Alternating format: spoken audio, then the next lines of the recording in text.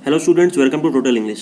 Dear students, हाल ही में सीबीएसई तथा आईसीएसई के द्वारा लिए गए कुछ इंपॉर्टेंट डिसीजंस का हमें यहाँ पर डिस्कशन करना है कि आपका जो क्लास 10th और 12th का रिजल्ट है वो किस प्रकार दिया जाएगा। जो 10th और 12th का एग्ज़ाम है वो लगातार पोस्टपोन होता जा रहा था और पोस्टपोन होने के चलते स्टूडेंट्स को भी काफ़ी परेशानी आ रही थी और उनका रिजल्ट भी नहीं निकल पा रहा था। तो अब उसके लिए एक रास्ता निकाला गया है, तो आइए इसे हम समझते हैं अच्छे से। इंग्लिश के अदर टॉपिक्स को पढ़ने के लिए और एग्जाम से रिलेटेड कोई भी इंपॉर्टेंट न्यूज़ पाने के लिए आप मेरे चैनल टोटल इंग्लिश को सब्सक्राइब कर दें और बेल आइकन दबा दें ताकि मैं कोई भी नया वीडियो डालूं तो उसका अपडेट आप तक तुरंत पहुंच जाए। So without any delay let's start today's video. पहले सीबीएसई के बारे में जान लेते हैं, सीबीएसई के द्वारा क्या क्या निर्देश दिए गए हैं। तो क्लास 10th और 12th के जो पेपर होंगे, जो होने वाले थे 1 से 15 जुलाई को, उन्हें अब साफ साफ भाषा में लिखा गया है कि कैंसिल कर दिया गया है। अब इसे बार बार जो पोस्टपोन किया जा रहा था कोविड-19 के चलते, क्योंकि सिचुएशन ठीक नहीं हो पा रहे, हालात बिल्कुल वैसे के वैसे ही और बदतर होते जा रहे हैं, इसलिए एग्ज़ाम को कैंसिल करने का डिसीजन लिया गया है। तो अब रही बात कि अगर एग्ज़ाम कैंसिल होता है, हो चुका है, जो कि हो गया है, तो अब बच्चों का रिजल्ट किस प्रकार आएगा, तो इसके लिए भी रास्ता निकाल दिया गया है। Assessment of the performance student in the cancelled examination will be done on the assessment scheme as suggested by the competent committee of CBSE। CBSE की जो कमेटी है उसके द्वारा निकाला गया एक स्कीम है जिसमें कि असेसमेंट जो है वो बच्चों की इंटरनल एग्ज़ाम्स जो पहले दिए हैं उन्होंने, या फिर इसके बहुत सारे केसेस हैं जिसे मैं अभी अच्छे से एक्सप्लेन करूँगा। प्रैक्टिकल के मार्क्स हैं, इन पर वो बेस्ड रहेंगे। तो चलिए इसे अच्छे से समझते हैं किस प्रकार आपको मार्क्स दिया जाएगा। रिजल्ट थर्ड पॉइंट है ये, इसका कारण क्या है, रिजल्ट निकालने का कारण क्या है, क्योंकि बच्चे हायर एजुकेशन पा सकें, जो 10th के है वो 12th में एडमिशन ले सके, जो 12th के है वो ग्रेजुएशन में एडमिशन ले सके, और इसलिए रिजल्ट निकालना भी बहुत ज़रूरी है। इसलिए इस डिसीजन को लिया गया है, क्योंकि किसी का समय बहुत कीमती होता है, उसे व्यर्थ नहीं करना चाहिए। और उसके बाद ये जो क्लास 12th के बारे में जो 4th पॉइंट में दिया गया है ये बहुत ही इंपॉर्टेंट है। क्लास 12th के बारे में कहा गया है, ये आप इस बात को अच्छे से समझिए कि सीबीएसई जो है वो ऑप्शनल एग्ज़ाम जो कंडक्ट करा रही है, जो कंडक्ट होने वाले थे 1 से 15 जुलाई को, वो तो अब होगी नहीं। तो उसके लिए एक सिचुएशन ये दिया गया है कि बच्चों को ऑप्शनल एग्ज़ाम एक करवाया जाए। ऑप्शनल एग्ज़ाम का यहाँ पर क्या मतलब है, अब आप सोचिएगा कि अभी तो कहा गया कि असेसमेंट की मदद से रिज़ल्ट निकाल दिया जाएगा, तो फिर ये ऑप्शनल एग्ज़ाम की बात कहाँ से आ गई। देखिए, असेसमेंट की मदद से आपका रिज़ल्ट दे दिया जाएगा, लेकिन अगर आप अपने असेसमेंट के रिज़ल्ट से खुश नहीं हैं, अगर आपको लगता है कि आप इससे ज़्यादा मार्क्स ला सकते हैं, असेसमेंट से आप खुश नहीं हैं, तब आपके पास ये ऑप्शन रहेगा कि आप एक ऑप्शनल एग्ज़ाम में बैठें। लेकिन बहुत इंपॉर्टेंट बात यह है, अगर मान लीजिए कि आपको असेसमेंट के द्वारा, सीबीएसई के द्वारा असेसमेंट में मान लीजिए आपको मिला 70% फॉर एग्जांपल, और ऑप्शनल में आप इसे सेटिस्फाई नहीं और आप ऑप्शनल में बैठ गए, ऑप्शनल में बैठे तो आपको आ गया 65, तो फिर आपको इसी 65 के साथ कॉम्प्रोमाइज़ करना पड़ेगा, आपका वो 70 चला जाएगा। मतलब ऑप्शनल एग्ज़ाम को ही फुल एंड फाइनल माना जाएगा। अगर आप ऑप्शनल एग्ज़ाम नहीं चाहते हैं तो आप असेसमेंट के एग्ज़ाम के मार्क्स को लेकर सेटिस्फाई हो सकते हैं। तो ये ऑप्शनल एग्ज़ाम, नाम ही ऑप्शनल है, तो ये स्टूडेंट्स के ऊपर छोड़ दिया गया है क्या आप ऑप्शनल एग्ज़ाम देना चाहते हैं या नहीं देना चाहते हैं। ठीक है, तो यही है, इस बात को समझना बहुत ज़रूरी था। क्लास 12 के लिए ये है, क्लास 10th के लिए ये नहीं है। अब देखिए 10th के बारे में क्या दिया गया है, for candidates in class 10 no further examination will be conducted.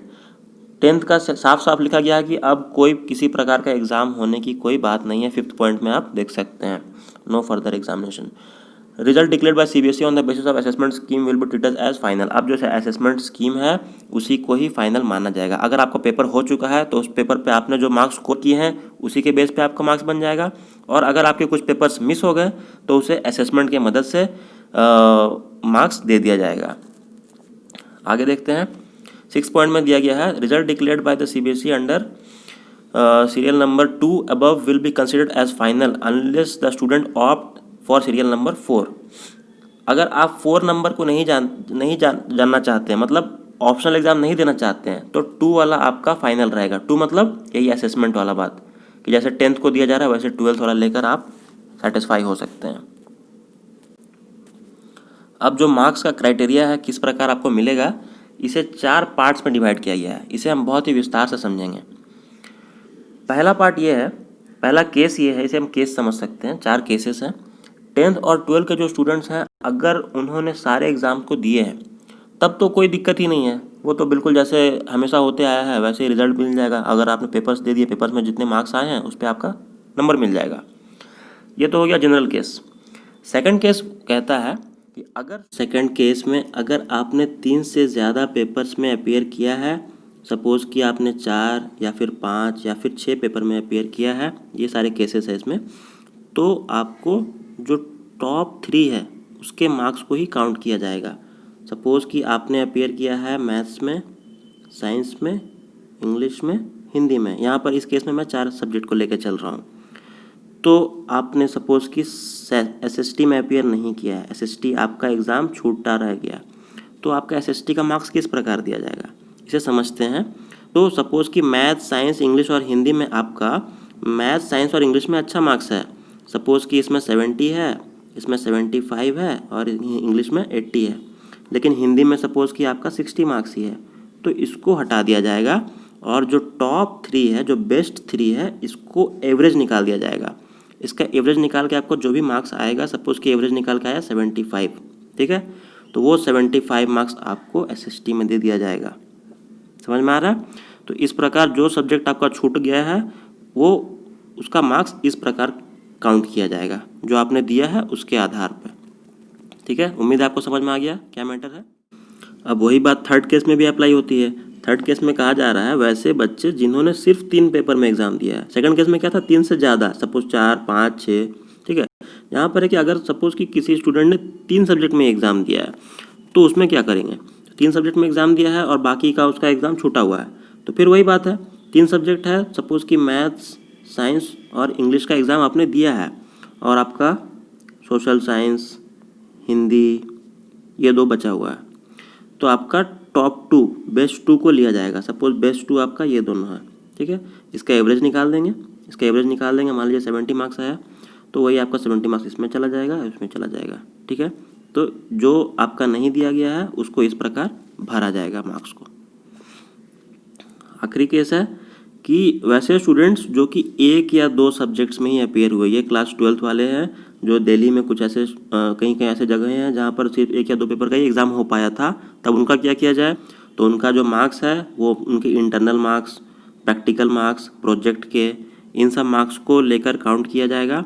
और उनके पास एक ऑप्शन तो है ही, सपोज़ कि आपको इनके आधार पर मार्क्स दिया गया और आप उसे सेटिस्फाई नहीं हुए, सपोज़ कि आपका 70 मार्क्स ही आया, तो आपके पास एक और ऑप्शन है, आप ऑप्शनल एग्ज़ाम में बैठ जाइए।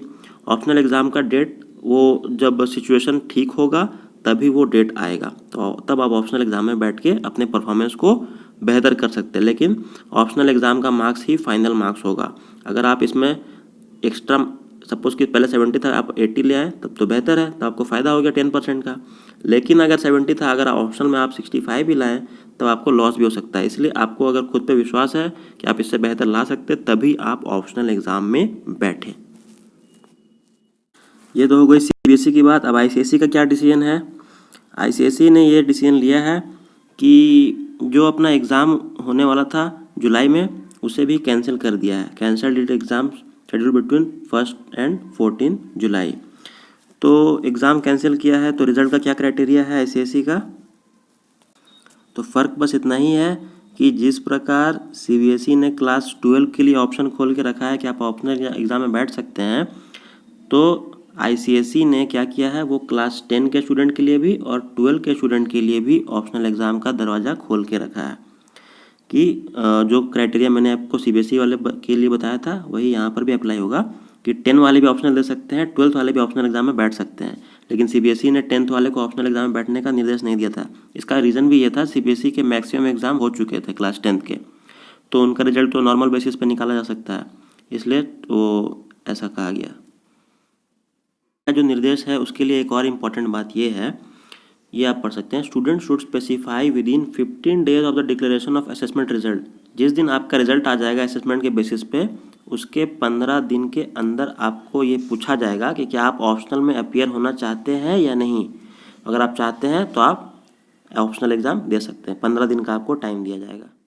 और एंड में सबसे इम्पोर्टेंट बात, जो असेसमेंट का रिजल्ट है वो आपका 15 जुलाई तक दे दिया जाएगा सीबीएसई के लिए। ठीक है, उम्मीद है आपको ये सारे इंस्ट्रक्शन समझ में आ गए हो, किस प्रकार आपका रिजल्ट बनने वाला है। बिल्कुल भी पैनिक होने की बात नहीं है, सिचुएशन सबके साथ अभी दिक्कत की चल रही है, तो आपको भी हिम्मत नहीं हारना है, स्ट्रांग बन के रहना है और अपनी तैयारी को हमेशा जारी रखना है। ठीक है, तो आपके आने वाले एग्ज़ाम्स के लिए ऑल द बेस्ट, रिजल्ट्स के लिए all the best. Thank you so much. इस चैनल को सब्सक्राइब कर दें, इस वीडियो को लाइक कर दें और अपने फ्रेंड्स के साथ ज़्यादा से ज़्यादा शेयर करें।